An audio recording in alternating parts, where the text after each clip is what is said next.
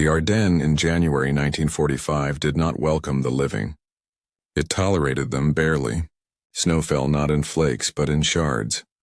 Driven sideways by a wind that had forgotten the meaning of mercy, it scoured the land clean of color, of warmth, of hope. Trees stood like skeletal sentinels, their branches clawing at a sky the color of wet ash. The roads, once proud arteries of Belgian commerce, were now frozen scars, rutted with tank tracks and littered with the debris of retreat. A shattered helmet, a child's shoe, a rusted mess tin half buried in slush. And bodies. Always bodies. Among the living who shuffled through this frozen purgatory was Obergefreiter Karl Meier, 23 years old, 5 feet 9 inches tall, 132 pounds soaking wet, though he hadn't been dry in weeks. His uniform, once sharp and gray-green, hung on him like a shroud, patched with mud-stiffened burlap and frayed at every seam. His boots leaked. His gloves were gone, lost somewhere between St. Vith and this god-forsaken crossroads. His fingers, raw and split, curled around the stock of a Carabiner 98K that felt heavier with every step. But Karl wasn't marching to fight. He was walking to surrender. He'd made the decision 3 hours ago, crouched in a shell crater with Dieter's blood still warm on his sleeve. Dieter, his friend since grammar school, the boy who'd taught him to whistle through a blade of grass, who'd kissed his first girl behind the bakery where Karl's father kneaded dough at dawn, had taken a round through the lung during the American counterattack near Foy. There'd been no medics, no stretcher bearers, just Karl pressing a wad of torn shirt to the wound, whispering, "Hold on, hold on," even as Dieter's breath turned to pink foam and his eyes lost their light. When the last of their platoon scattered, some running east, some simply dropping their rifles and raising their hands, Karl stayed.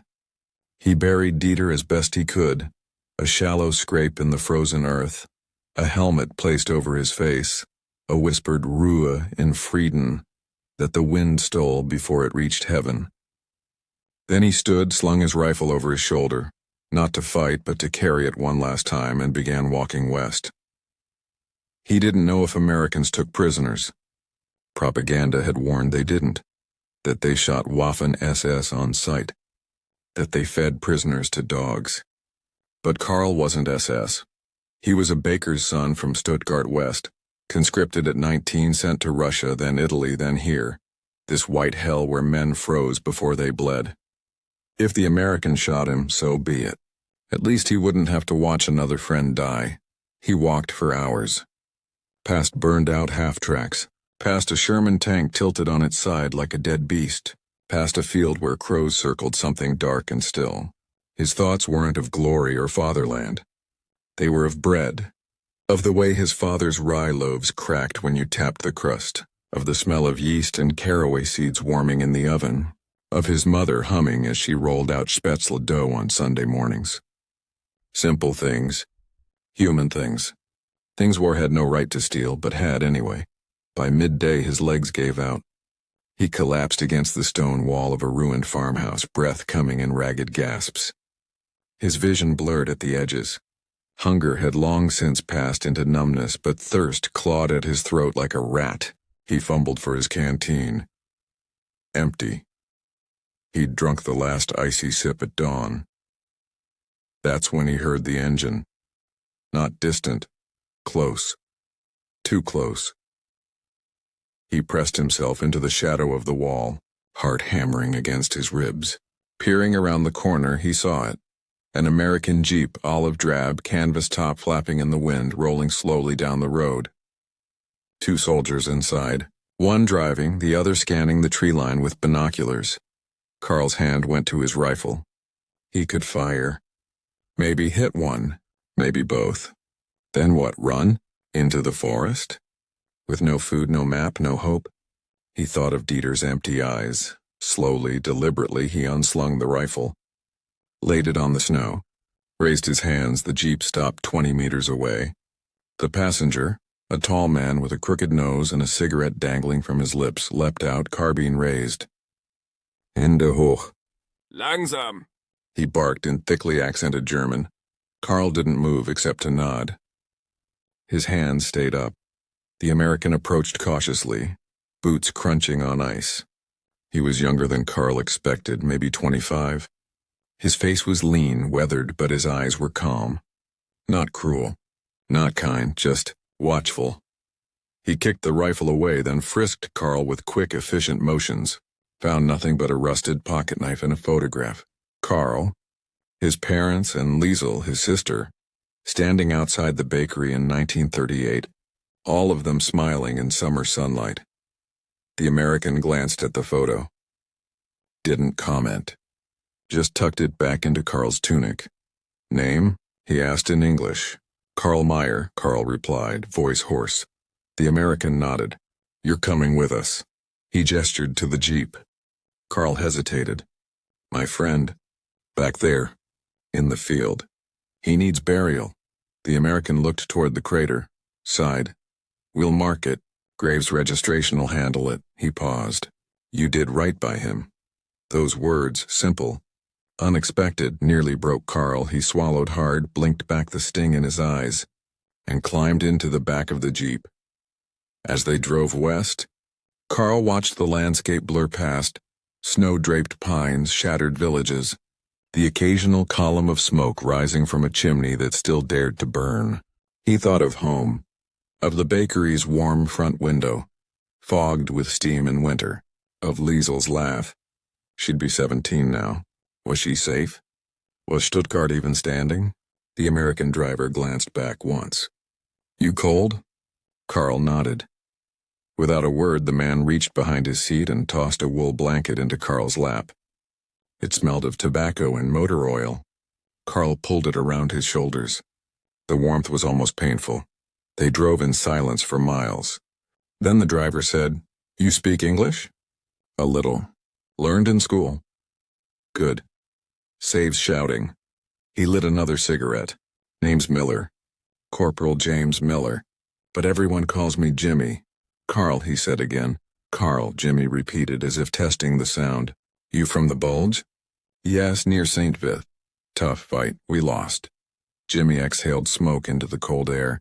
Yeah, you did. There was no triumph in his voice. Only fatigue.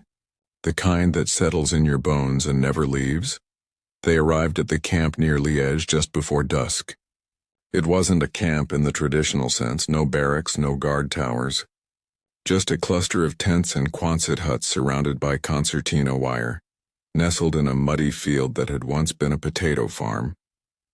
American soldiers moved with the slow efficiency of men who'd seen too much and expected more.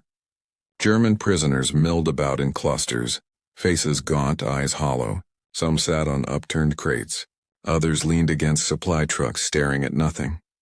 Jimmy helped Karl down from the jeep. Welcome to Hotel Misery, he said dryly.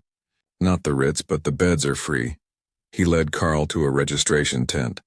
Inside, a weary-looking sergeant with ink-stained fingers took his name, rank, unit, and serial number. Asked if he was wounded. Karl shook his head. The sergeant stamped a card and handed it to Jimmy. Assign him to Barracks 4, feed him if you got rations. Jimmy nodded. Come on, Karl. Barracks 4 was a long Nissen hut, damp and cold, lined with wooden bunks stacked 3 high. The air smelled of wet wool, sweat, and something sour. Despair, maybe. A dozen men looked up as Karl entered. Their eyes held no welcome, only the dull recognition of shared suffering. This is Karl, Jimmy announced. New guy. Treat him decent. An older prisoner, a sergeant with a salt and pepper mustache, nodded curtly. Meier, over here. Bottom bunk. Karl shuffled to the indicated spot. The mattress was straw stuffed into burlap, thin, lumpy, but it was off the ground. He sank onto it, the blanket still wrapped around his shoulders. Jimmy lingered in the doorway. Chow's in an hour. Beans and bread. Not gourmet, but it's hot. Thank you, Karl said. Jimmy hesitated. You okay? Karl looked at him, really looked. Saw the lines around his eyes. The way his hand trembled slightly as he tapped ash from his cigarette. This man had nightmares too. I will be, Karl said. Jimmy gave a small nod. Good. Then he turned and left. That night, Karl lay awake long after the others slept. The wind howled through cracks in the hut. Somewhere a man coughed, a wet, rattling sound that spoke of pneumonia. Karl thought of Dieter, of the way his hand had gone cold in Karl's grip, of the photograph in his tunic, now creased and damp. He reached inside and pulled it out. In the dim light filtering through the doorway, he traced his sister's face with a numb finger. "Are you safe, Liesel? Do you still bake with Mama? Do you remember how Papa used to let us lick the mixing bowl?" He missed the smell of yeast, the sound of the oven door clanging shut, the warmth of a kitchen on a winter morning. Here there was only cold. And silence, and the slow erosion of self. But then, just before dawn, something changed. A new smell drifted into the hut. Sweet, unfamiliar, almost chemical. Karl sat up. Others stirred too, nostrils flaring like animals scenting water. "What is that?" someone whispered. "Smells like soda," said another, but stronger. Karl didn't know what soda was. In Stuttgart they had Brause, a flat fruity drink made with syrup and seltzer. But this was different. It carried a sharpness beneath the sweetness, like burnt sugar and herbs. Morning in the Liège prisoner enclosure arrived, not with fanfare, but with a slow gray seep of light that barely pierced the low cloud cover hanging over the Meuse River Valley. Frost feathered the barbed wire. Puddles from yesterday's thaw had hardened overnight into slick, uneven mirrors that reflected the weary faces of men shuffling toward the latrine trench or huddling near smoldering oil drum fires. The air smelled of wet earth, coal smoke, and the faint, lingering tang of disinfectant, carbolic acid, sprayed daily to stave off typhus. Karl Meier stood near the edge of Barracks 4, arms crossed over his chest, breath curling in pale plumes before him. He hadn't slept, not truly. His mind had raced through memories like a man flipping through a book he feared would vanish. His father's hands dusted with flour, the clink of porcelain cups at Sunday breakfast, the way Liesel used to braid daisies into crowns and place them on their mother's head for being queen of the kitchen. Now, those images felt like relics from another lifetime, fragile and distant. But beneath the ache of nostalgia, something else stirred, a quiet curiosity, born of that strange scent from last night, Coca-Cola. The words repeated in his mind like a foreign prayer. He'd asked a fellow prisoner at dawn, a former schoolteacher from Hamburg named Vogt, if he knew what it was. An American soft drink, Vogt had said, adjusting his wire-rimmed spectacles. Pre-war I read about it in a magazine, supposedly made with coca leaves and cola nuts, banned in Germany since '41, deemed degenerate capitalist syrup. He'd chuckled dryly. Now look at us, prisoners of the very nation that invented it. Karl hadn't laughed. He'd only nodded, filing the information away. Coca leaves, cola nuts, degenerate syrup. It sounded more like a pharmacy than a beverage. And yet the Americans had drunk it like water. With pleasure. With nostalgia even. By mid-morning, the camp stirred with unusual activity. A supply truck, this one bearing the unmistakable red script on its side, rolled through the main gate, escorted by 2 MPs with rifles slung over their shoulders. Word spread quickly among the prisoners. Coca-Cola is being distributed, no one knew why. Rations were already stretched thin. Bully beef, hardtack, powdered eggs when available. Why waste transport space on soda? But the Americans didn't seem to view it as waste. To them it was essential, as vital as bullets or bandages. Corporal Jimmy Miller appeared at the edge of the compound, clipboard in hand, calling out in clear, deliberate German. All prisoners, form up in lines of 10. Single file. You'll each get 1 bottle. Don't break it. Don't hoard it, just try it. Murmurs rippled through the crowd. Some men scoffed. They feed us fizz while children starve in Berlin? Grumbled a grizzled veteran from the Eastern Front. Others were intrigued. A young Bavarian boy, barely 18 with acne and wide eyes, whispered, "My cousin in Hamburg said it tastes like liquid Christmas." Karl joined the line without speaking. His stomach growled, but not for food, for understanding, for a moment of connection to a world beyond barbed wire and frozen mud. The distribution table was set up near the mess tent, draped in a tarp to keep the bottles dry. 2 American sergeants stood behind it, their breath fogging in the cold, their faces relaxed, almost cheerful. One of them, a broad-shouldered man with a crew cut and a name tag that read R. Davis, held up a bottle like a preacher raising a chalice. "This," he announced in slow English, then repeated in halting German, "is Coca-Cola, made in Atlanta, Georgia. Tastes like America. Don't gulp it, sip it. It bites back." Laughter rippled through the American guards. Even a few prisoners smiled. One by one, the men stepped forward. Karl watched as the Pole ahead of him, Jan Kowalski, a forced conscript from Poznan who'd once been a violinist, accepted his bottle with reverence. He turned it in his hands, studying the label as if deciphering an ancient code. The red script seemed to glow against the brown glass. "Coca-Cola," he murmured, testing the syllables. "Coca-Cola." He unscrewed the cap slowly. A soft hiss escaped, faint but unmistakable, like the sigh of a long-held secret finally released. Jan brought the bottle to his lips. Took a small sip. His eyes widened, he blinked. Took another sip, longer this time. Then he let out a sound, half laugh, half gasp, as if the drink had tickled his soul.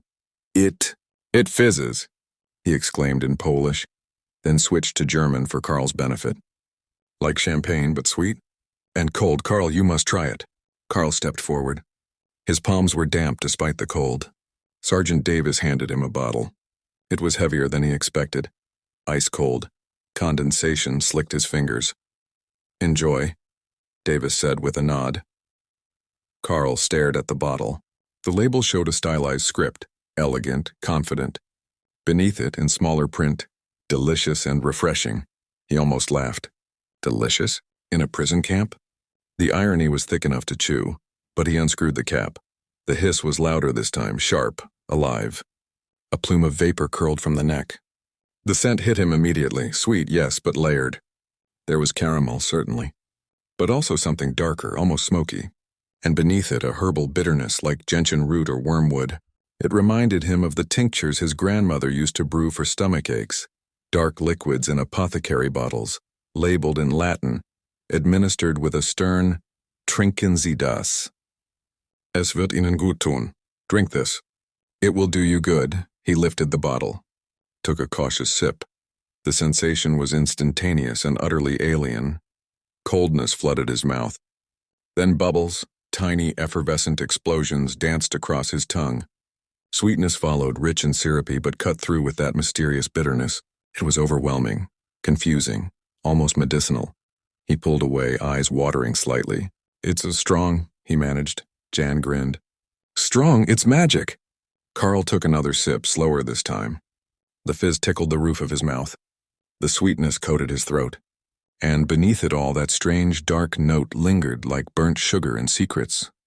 "It tastes like medicine," Karl said quietly, more to himself than to Jan. Jan laughed. "If this is medicine, I hope they prescribe it daily." But Karl wasn't joking. In his mind, the logic was clear.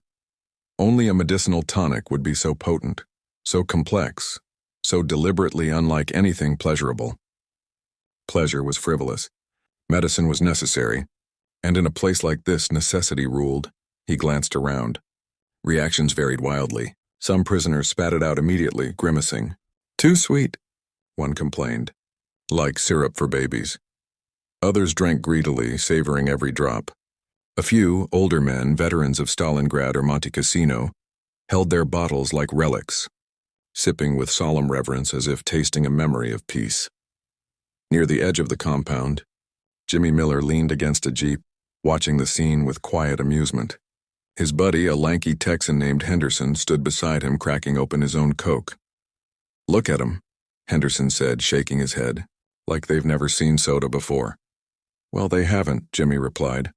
"Germans banned it years ago. Called it Jewish-American poison or something." Henderson snorted. "Poison? This stuff's basically liquid happiness." Jimmy took a long pull from his bottle. "Yeah, but happiness looks different when you're starving." He watched Karl, still standing apart from the others, bottle cradled in both hands, staring into its depths as if it held answers. There was something about the young German. Not defiance, not fear, but a quiet intensity, like a man trying to solve a riddle the world had handed him.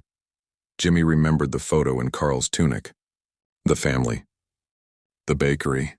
The life erased by war. He pushed off the jeep. "Hey, Meier!" He called.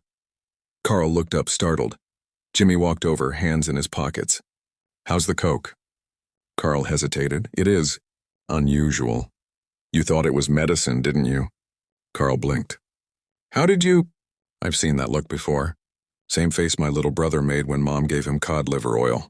Jimmy smiled. "It's not medicine. It's just soda. Sugar, water, caffeine, caramel color, and some secret spices. No magic, no cure," Karl frowned. "Then why give it to us?" "We are prisoners," Jimmy shrugged. "Because you're thirsty. Because you're human. Because my brother's probably drinking something like this in a German camp right now, and I hope someone's kind enough to share."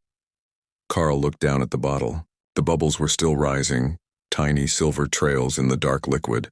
"In Stuttgart," he said softly, "we had Brause flat, made with beet sugar and rainwater. Nothing like this." "Well," Jimmy said, "welcome to America's secret weapon." Karl finally smiled, just a flicker, but real. "It is very cold. Best way to drink it." They stood in silence for a moment. Two men from opposite sides of a war that had killed 50 million, united by carbonation and winter. Later that afternoon, Karl returned to his bunk and pulled out his hidden diary, a small notebook bound in oilcloth, its pages thin and precious. He'd salvaged it from a bombed-out schoolhouse near Aachen, along with a stub of pencil. Most entries were brief, dates, locations, names of the dead. But today he wrote more. January 12, 1945, Liège POW enclosure. Today, the Americans gave us Coca-Cola. I thought it was medicine, dark, fizzy, sharp with herbs. It tasted like nothing I have ever known. Sweet, yes, but also bitter, alive. Jan says it is magic. Jimmy says it is just soda, but I think it is something else. When I drank it, I did not think of the front, or Dieter, or the cold. For a few seconds, I was just a man tasting something new. Not a soldier. Not a prisoner. Just Karl. Is that not a kind of healing? I saved half the bottle. I will drink it slowly. Like a sacrament. The Coca-Cola that flowed into the Liège prisoner enclosure in January 1945 did not arrive by accident. It did not drift on the wind or appear through some quirk of military logistics. It came because a man named Robert Woodruff, the president of the Coca-Cola Company, had made a promise to himself and to his country. Wherever American boys are fighting, Coca-Cola will be there too. It was more than marketing. It was mission. By the winter of 1945, that mission had become reality on a scale no one could have imagined in 1939. Across Europe, North Africa, the Pacific, and even the frozen edges of the Eastern Front, Coca-Cola had followed the American soldier like a second shadow. Not in crates shipped from Atlanta, though those came too, but in portable bottling plants assembled in the ruins of war. 64 of them, to be exact. Each one a marvel of wartime engineering. Compact, mobile, capable of producing 60,000 bottles a day using local water, sugar when available, and a secret syrup flown in from the states under armed guard. General Dwight D. Eisenhower had signed the order himself in June 1943. "Our troops deserve a taste of home," he'd written in a memo that would become legend within the company. Coca-Cola is as essential to morale as ammunition. And so, while tanks rolled through the Hurtgen forest and bombers darkened the skies over Dresden, Coca-Cola technicians, many of them former soda fountain clerks or bottling line workers, erected plants in abandoned factories, bombed out breweries, even repurposed German U-boat pens. They purified water with military-grade filters, calibrated syrup ratios with laboratory precision, and hand-delivered crates to frontline units, field hospitals, and yes, even prisoner of war camps. For the American GI, a cold Coke was more than refreshment. It was a lifeline to a world that still made sense, to soda fountains with spinning stools, to baseball games on summer afternoons, to mothers who packed bottles in picnic baskets. In the mud of Anzio or the snow of the Ardennes, that brown bottle was a tiny piece of America, unbroken, familiar, sweet. But for the German prisoner, it was something else entirely. In the weeks following that first distribution, Coca-Cola became a quiet currency in Camp Liège, not official, never acknowledged, but undeniably real. A bottle could buy a cigarette rolled from scavenged tobacco, a spare pair of dry socks, a translation of a letter from home. Karl Meier, still convinced the drink held medicinal properties, began hoarding his rations of it, He'd sip only a mouthful at dusk when the cold bit deepest in his cough, a remnant of weeks in wet foxholes, rattled his chest. The fizz soothed his throat. The sweetness steadied his nerves. And the ritual, unscrewing the cap, watching the bubbles rise, gave him a moment of control in a life stripped of it. He never drank it all at once. Never wasted a drop. One evening, as the camp settled into the hush between roll call and lights out, Reinhard Vogt, the former schoolteacher, found Karl sitting on a crate near the latrine trench, staring into his half-empty bottle. "You still think it's medicine?" Vogt asked, lighting a hand-rolled cigarette with a match shielded in his cupped hands. Karl didn't look up. "It calms my cough, clears my head. What else would you call it?" Vogt exhaled smoke into the twilight. "Placebo, perhaps, or poetry, but not medicine. There's no quinine in it, no aspirin, just sugar and carbonation and mystery. Mystery is powerful," Karl said quietly. "Sometimes more than medicine." Vogt smiled. "You sound like my old philosophy professor. He used to say the soul needs symbols as the body needs bread. Maybe Coca-Cola is our symbol now. Not of America, but of survival." Karl finally looked at him. "Do you miss teaching?" "Every day." Vogt tapped ash onto the frozen ground. "I taught Goethe to boys who now lie in unmarked graves from Leningrad to Normandy. What good is Faust when the world is burning?" "Maybe," Karl said. "It's the only thing that keeps us from becoming monsters in the fire." They sat in silence for a while. Two educated men reduced to prisoners, finding solace in a fizzy American drink and the ghost of German literature. The next morning, Karl was assigned to a work detail, part of a new Allied initiative to involve POWs in local reconstruction. With Germany's surrender looming, the Americans were shifting from containment to reintegration. Prisoners with clean records and no SS affiliations were being put to work, clearing rubble, repairing roads, helping Belgian villagers rebuild what war had shattered. Karl's group was sent to a village 10 kilometers east of Liège, once a quiet farming hamlet, now a skeleton of broken stone and charred timber. As they unloaded shovels and wheelbarrows from the truck, Karl noticed a figure watching from a doorway, Corporal Jimmy Miller, now wearing a white armband marked Reconstruction Liaison. "Meier," Jimmy called, waving him over. "You're on my team today," Karl nodded. "What are we doing?" "Schoolhouse. Roof's half gone. We're patching it with corrugated tin before the spring rains hit." They worked side by side all morning, hauling beams, nailing sheets of metal, mixing mortar from salvaged lime and sand. The labor was hard but honest, and for the first time in years Karl felt useful. Not a weapon, not a burden, a man with hands that could build, not just break. At noon, the Americans broke for lunch. From a canvas satchel, Jimmy pulled out 2 brown bottles. He tossed one to Karl. Karl caught it instinctively. "Coca-Cola again?" "Morale break," Jimmy said, popping his cap with a pocket knife. "Regulation." Karl studied the bottle. The condensation felt good against his calloused palms. "You always carry extras?" Jimmy shrugged. "My CO says if I keep the prisoners happy, they work harder. Less trouble." He paused. "But that's not why I do it." Karl waited. "My brother," Jimmy said quietly, "was captured near Metz last September. He's somewhere in Thuringia. Last letter said they're fed turnip soup and sawdust bread. No medicine, no mail, no hope." He looked Karl in the eye. "If some German guard gave him a bottle of something sweet, I'd thank that man for the rest of my life." Karl unscrewed his cap. The familiar hiss rose between them. He took a slow sip. The bubbles burst on his tongue like tiny stars. "I would do the same," he said. And in that moment, the war didn't vanish, but it receded, just enough to let 2 men share a drink without shame. Back at camp that night, Karl wrote in his diary, "January 28th, 1945, today I helped rebuild a school. Children will learn there again. I held a hammer, not a rifle. Jimmy gave me Coca-Cola at noon. We did not speak of battles or borders. We spoke of brothers, of home. I no longer believe Coca-Cola is medicine, but it is something rarer, a bridge. When I drink it now, I do not taste America. I taste the possibility that enemies can sit in silence and not want to kill each other. Is that not the first step toward peace?" The Coca-Cola front, as the GIs jokingly called it, was not marked by gunfire or flags. It was fought in quiet exchanges, in shared bottles, in the space between two men lowering their guard for just a moment. And in that space, something fragile began to grow. Not victory, not forgiveness, but the faint, flickering light of shared humanity. Weeks passed. Snow melted into slush, then into mud. News trickled in. The Soviets were at the Oder. The Rhine had been crossed.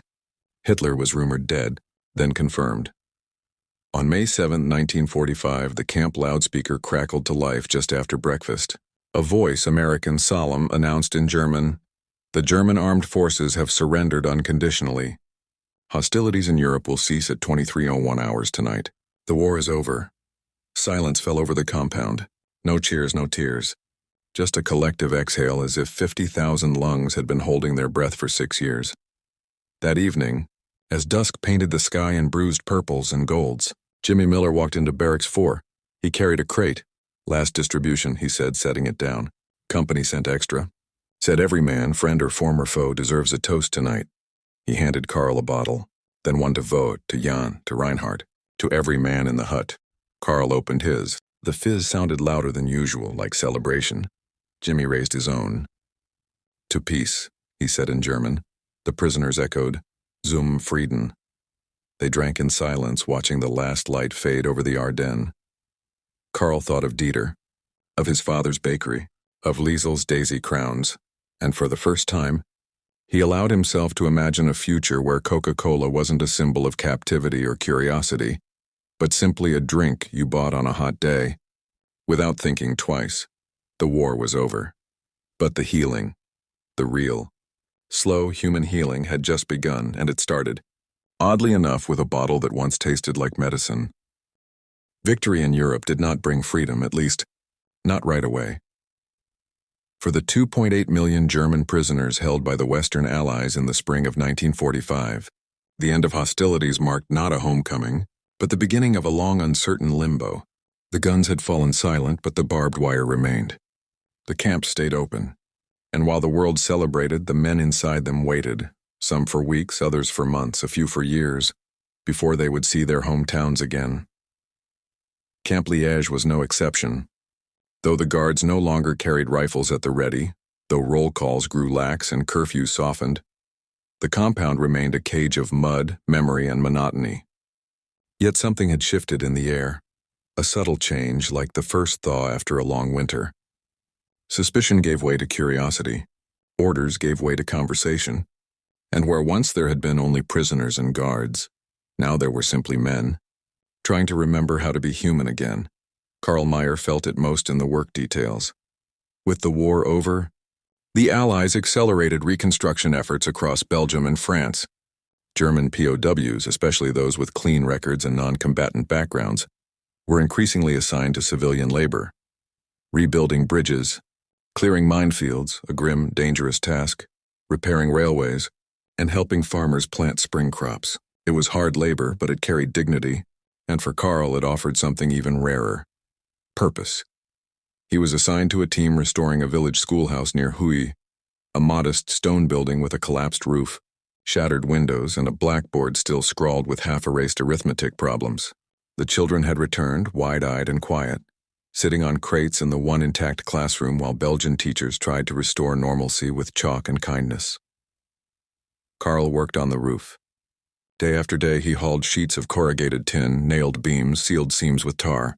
His hands, once numb with cold and fear, grew calloused again, but this time from creation, not survival. And every afternoon, without fail, Corporal Jimmy Miller would appear with a crate slung over his shoulder. "Morale inspection," he'd say with a wink, pulling out 2 bottles of Coca-Cola. They'd sit on the school steps, sipping in silence as the sun dipped behind the hills. No longer enemies, not quite friends. Something in between, 2 men bound by history trying to outlive it. One afternoon in late May, as swallows darted through the warm air, a small figure approached them. A girl, no older than 6, stood at the edge of the schoolyard, clutching a doll with one arm missing and a dress charred at the hem. Her hair was matted. Her shoes were too big. But her eyes, large, dark, watchful, held a question. Karl recognized her. She'd been in the classroom that morning, sitting alone in the back, never speaking, never smiling. She took a hesitant step forward. Then another. Stopped a few feet away. Jimmy started to rise, but Karl shook his head slightly. Let her come. The girl's gaze fixed on the brown bottle in Karl's hand. She pointed. C'est quoi? She whispered. Karl looked at Jimmy, who shrugged. She wants to know what it is. Karl set his bottle down gently. Then slowly, so as not to startle her, he reached into his satchel and pulled out a fresh one. His ration for the day. He twisted the cap. The familiar hiss rose like a sigh. The girl's eyes widened. He held it out to her. She glanced at Jimmy, then back at Karl, took the bottle with both hands, brought it to her lips. The moment the fizz touched her tongue, she gasped and then giggled. A real bubbling laugh that hadn't been heard in this village since before the invasion. Ça pique, she exclaimed. It stings. But she took another sip, grinning now. Karl watched her, something tight in his chest loosening. This child had seen her home burned, her neighbors shot, her toys reduced to ash. And yet, a cold, fizzy drink from a stranger's enemy could make her laugh. Jimmy leaned over. You just made her day. Karl shook his head. No. She reminded me why we rebuild. That night in his bunk, Karl wrote in his diary, May 22nd, 1945 today. I gave my Coca-Cola to a little girl who has forgotten how to smile. When she laughed at the bubbles, I felt something break inside me. Not pain, but a dam. All the grief I've held since Dieter died. It didn't vanish, but it moved. Made room for something else. Jimmy asked me why I did it. I told him I finally understand. Coca-Cola was never medicine. It was never magic. It was just sweetness. And in a world that has known only bitterness, sweetness is revolutionary. Maybe that's what peace tastes like. The days grew longer. The mud dried into dust, and the camp transformed. American soldiers began inviting German prisoners to informal gatherings. Campfire sings, card games, even shared meals. One evening, a GI with a harmonica played Red River Valley. A former Luftwaffe mechanic named Bauer, who'd once repaired Messerschmitts over Berlin, surprised everyone by joining in perfect English. He'd learned the song from a downed American pilot he'd guarded in 1943. He taught me in exchange for extra bread, Bauer explained. Said music was the one thing war couldn't steal. Karl sat on a log, sipping warm Coke from a tin cup. The cold supply had dwindled, listening to voices blend across languages and losses. No one spoke of battles. No one mentioned Hitler or Roosevelt or the camps in the East. They talked of home, of mothers, of foods they missed, of dreams they still dared to have. Later, as the fire burned low, Jimmy sat beside Karl. You ever think about what you'll do when you go back? Karl stared into the flames. I want to bake bread again. Real bread. With a crust that sings when you tap it. Jimmy smiled. My dad owns a hardware store in Dayton. I'm supposed to take over, but sometimes I wonder, what if I opened a bakery instead? They laughed quietly, warmly. You'd burn the bread, Karl said. And you'd undercharge your customers, Jimmy shot back. For a moment, they were not victor and vanquished, just two young men imagining futures where their hands built. Not broke. Letters began arriving, thin, fragile things carried across oceans and borders by the Red Cross. Karl received one from Liège in early June. The envelope was stained, the paper thin as onion skin. But her handwriting was steady. Dear Karl, Stuttgart is in ruins. Our bakery is gone. But Mama and I are alive. We live in the cellar of Frau Weber's house. She shares her potatoes. We share our yeast, Papa. Did not survive the bombing in '44, but we keep his recipes. Every Sunday I bake rye bread the way he taught us. The neighbors say it smells like before. Come home when you can. The oven is cold without you. Karl read it 3 times, then folded it carefully and pressed it to his chest. That night he dreamed not of snow or shell craters, but of dough rising under a cloth, of steam fogging a kitchen window, of Liesl placing a warm loaf in his hands and saying, Welcome back, brother. He woke with tears on his cheeks and a decision in his heart. When repatriation finally came in August 1945, Karl stood in line with his meager belongings, a patched uniform, his diary, a single photograph, and one empty Coca-Cola bottle, cleaned, dried, tucked into his satchel like a talisman. Jimmy was there to see him off. No grand speeches, Jimmy said, handing him a final bottle, this one warm, unopened. Just don't forget us. Karl took it. I won't forget the man who gave a prisoner medicine when all I needed was kindness. They shook hands. Then, after a pause, embraced, briefly, awkwardly, but real. As the transport truck pulled away, Karl looked back. Jimmy stood alone in the road, hand raised in farewell, the red script of a Coke crate behind him like a flag of peace. Karl unscrewed the bottle, drank it slowly, savoring every bubble. It no longer tasted like medicine, it tasted like goodbye and promise, and the first fragile note of a world beyond war. Stuttgart in the summer of 1952 smelled of dust, damp plaster, and slow rebirth. The city Karl Meier returned to 7 years earlier had been a graveyard of stone and silence. Blocks upon blocks of rubble where homes, churches and bakeries once stood, the air thick with ash and absence. But time, stubborn and patient, had begun its work. Cranes dotted the skyline like metal storks. Streetcars clattered down newly paved roads. Children played in vacant lots where bombs had fallen, their laughter stitching the wounds of memory. And on a quiet corner of Weissenhofstrasse, nestled between a tailor's shop and a pharmacy that still bore shrapnel scars on its facade, stood Bäckerei Meier, a modest storefront with a green awning, a brass bell above the door, and a window fogged with the warm breath of rising dough. Inside, Karl kneaded rye dough with hands that no longer trembled. His movements were rhythmic, reverent. The same motions his father had taught him at age 10, standing on a wooden crate to reach the counter. Caraway seeds, dark rye flour, a touch of molasses, a slow fermentation overnight. The crust would crackle when tapped. The crumb would be dense, earthy, honest. He was 30 now. Married to Elise, Liesel's childhood friend whose family had shared their last loaf of bread with the Meyers during the worst winter of the war. They had 2 sons, Thomas 5 and Lucas 3. Every Sunday, Karl baked the rye loaf his father had perfected in 1928. Every evening he kissed his boys goodnight and whispered, "Sleep well. The world is safe now." On the shelf behind the register, between jars of jam and tins of tea, sat a single object that drew curious glances from customers. An empty Coca-Cola bottle. Brown glass, ribbed, label faded but intact. No dust on it. Karl wiped it clean every Monday. Tourists sometimes asked about it. Americans especially. Why keep an American soda bottle in a German bakery? A GI on leave once asked, pointing with a grin. Karl would pause, flour on his apron, and smile. Because it taught me that enemies can share more than bullets. He never told the full story, not to strangers. But on quiet afternoons when the oven hummed and the boys napped upstairs, he'd take the bottle down, turn it in his hands, and remember.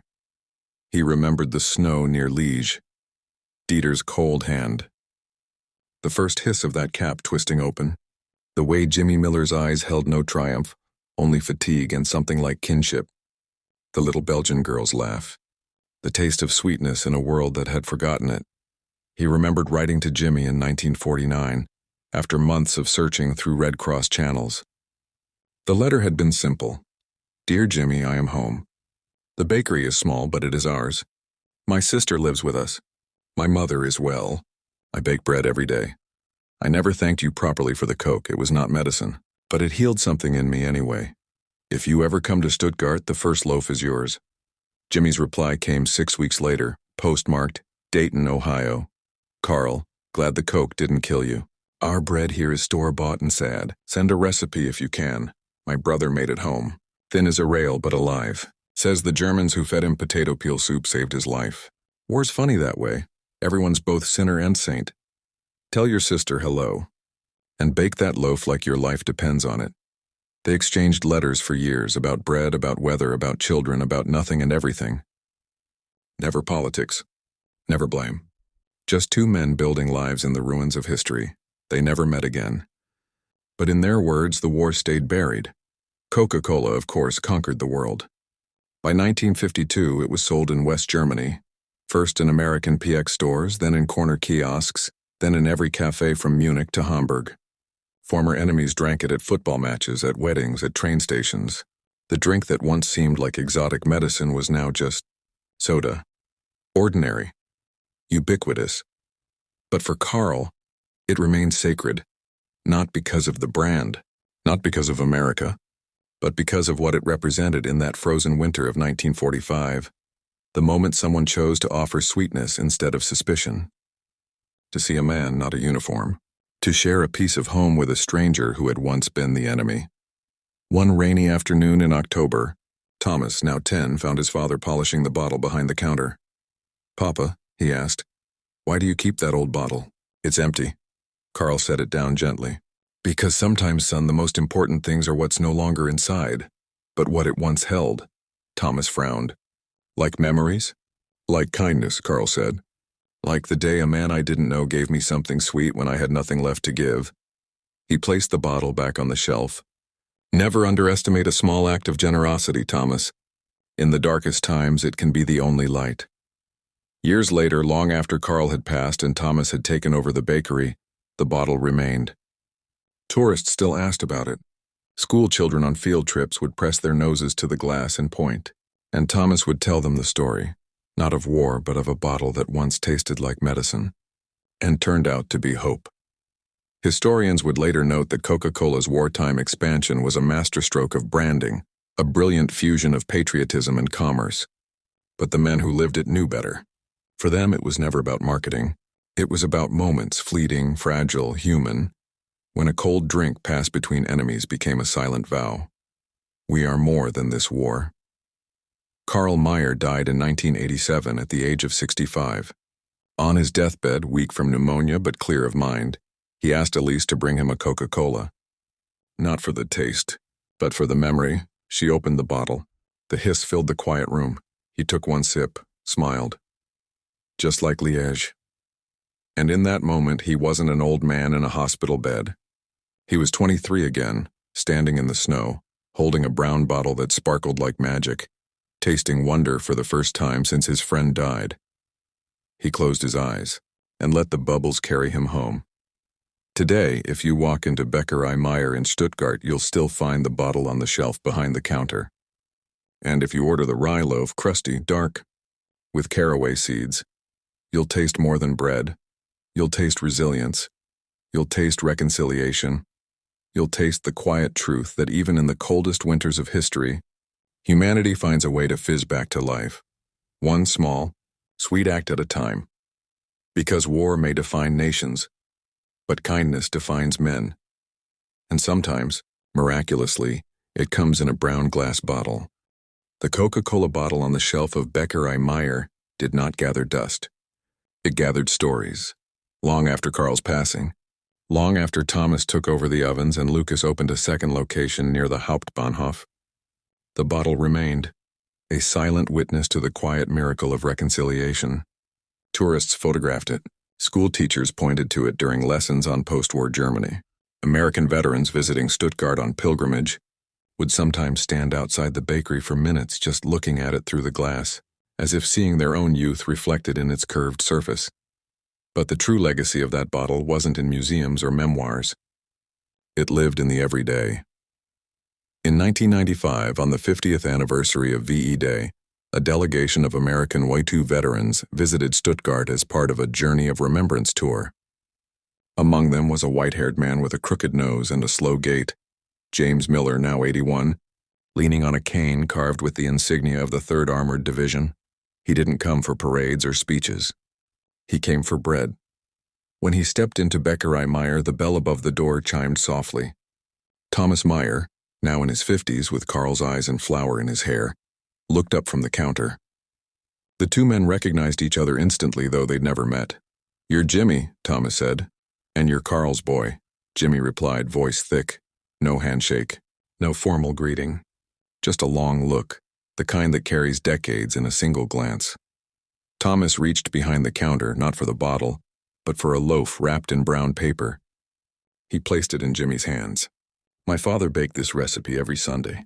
He said it was the only thing that survived the war intact." Jimmy held the loaf like a relic. "Smells like home," he murmured. They sat at a small table by the window. Thomas brought 2 glasses and after a pause 2 bottles of Coca-Cola, ice-cold condensation beating on the glass. Jimmy smiled. "Still serving medicine, I see. Still healing," Thomas said. They drank in silence for a moment, the fizz echoing in the quiet bakery. Outside, trams clattered past. Children laughed on their way home from school. The world moved on as it always does. Your father never stopped talking about you, Thomas said finally. In his letters, in his stories. He said you taught him that victory isn't just about winning a war, it's about how you treat the man you defeated. Jimmy looked down at his bottle. I didn't teach him that. He already knew it, I just reminded him. They spoke for hours, of Karl, of Dieter, of the snow near Liège, of the little Belgian girl who laughed at bubbles, of how strange it was that something so simple, a drink, a loaf, a shared silence, could outlive tanks and treaties and hatred. Before he left, Jimmy asked to see the bottle. Thomas brought it down from the shelf. Jimmy held it gently, tracing the faded red script with a trembling finger. He kept it all these years, Jimmy whispered. Because it wasn't just a bottle, Thomas said. It was the first proof that the world could be kind again. Jimmy placed it back on the shelf. Then from his coat pocket he pulled out a small worn photograph, yellowed at the edges, creased from decades of handling. It showed a young Karl Meier in 1945, standing beside Jimmy outside Barracks 4, both of them holding Coca-Cola bottles, both of them smiling like they'd just discovered a secret the war couldn't touch. Thought you might want this, Jimmy said. It's been in my wallet since '46, Thomas took it. Tears welled, but he didn't wipe them away. Thank you. As Jimmy turned to leave, he paused at the door. Tell me, does the Coke still taste like medicine? Thomas smiled. Only if you're still wounded. Jimmy nodded. Then I guess I'm finally healed. He stepped out into the Stuttgart afternoon, the bell chiming behind him years later, when historians studied the quiet diplomacy of post-war Europe, the unspoken bonds that rebuilt trust between former enemies. They often cited treaties, economic plans, and political summits. But those who lived it knew better. The real peace wasn't signed in conference rooms. It was sipped from brown bottles in prison camps. It was baked into loaves in ruined cities. It was passed from father to son, soldier to stranger, enemy to friend, and it began, improbably, beautifully, with a drink that tasted like medicine, but turned out to be grace. Today, if you visit the National WWII Museum in New Orleans, you'll find a display titled The Human Front. Among the uniforms, letters, and weapons sits a single artifact, a Coca-Cola bottle, labeled simply, given to German POW Karl Meier, Liège, January 1945. Returned to Stuttgart 1946, still empty, still full. And if you listen closely in the hush between footsteps and whispers, you might just hear the faint, eternal hiss of hope, rising like a bubble from the depths of history.